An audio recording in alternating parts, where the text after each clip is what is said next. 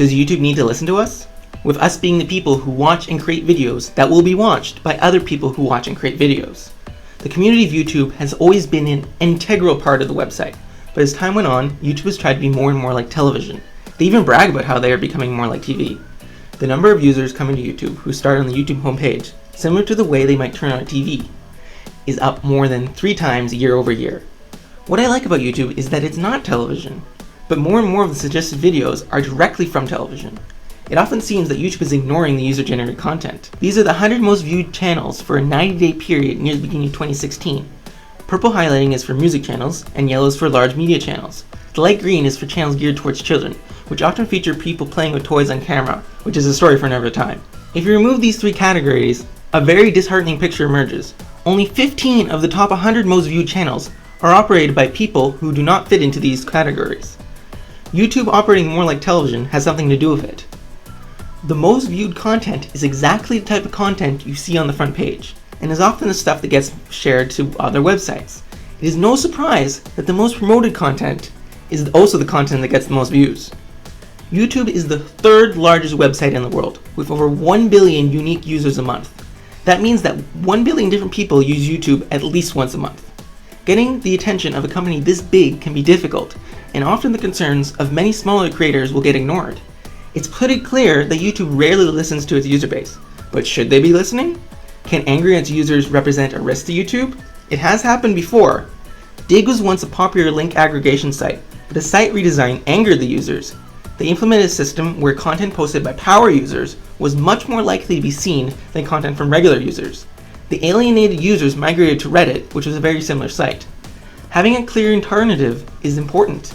MySpace was once a popular social networking site, but Facebook was clearly better, and people moved away even without any big alien event to make them leave.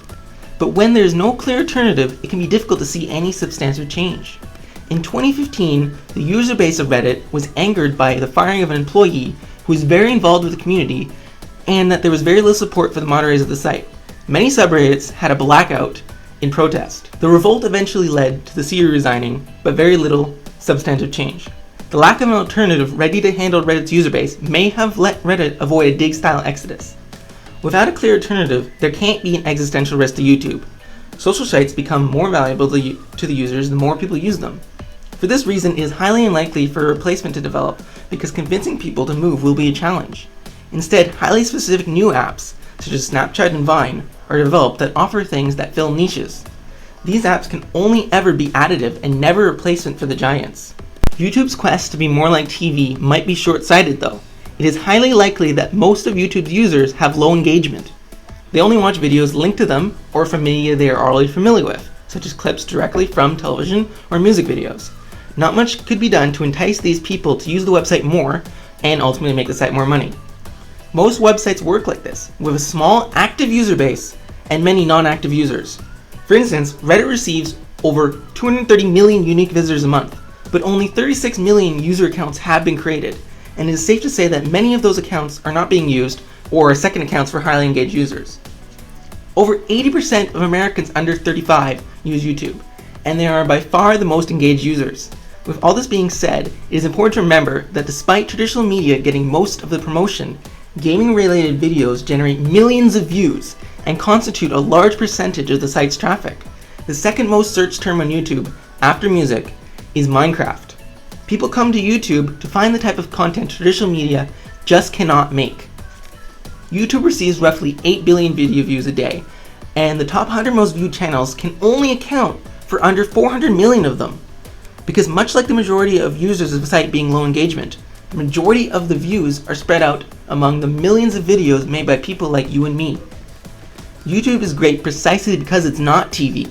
My favorite part is that it allows communities to flourish around specific creators, and the creators get to interact with those communities by taking suggestions and answering questions. This ability should not be underestimated. Subscribers are a powerful measure of a channel's ability to generate further views. Not only are subscribers the type of users engaged enough to have accounts, they are also the types of users who want to decide what type of content they see. So while the picture of most viewed channels is bleak, more than half of the most subscribed channels are content which does not fit into the 3 categories discussed earlier. This is the type of content that keeps people coming back for more. And they all reach these numbers not by being well known in the other media, but by slowly building an audience and interacting with the community. Companies like YouTube are always looking to expand.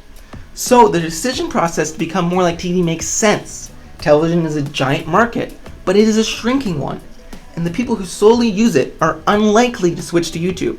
So while traditional media will always have a place on the site, the best path for YouTube's growth is not to expand into aging demographics, but instead attract young demographics in places where internet use is growing, primarily in languages other than English.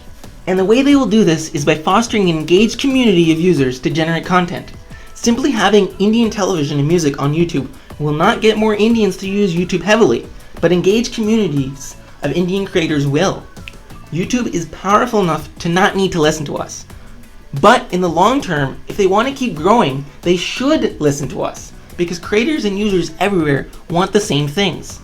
The best path to growth for YouTube is not to turn its back on the creators that made it what it is, but instead encourage them. And to do that, it needs to listen to them.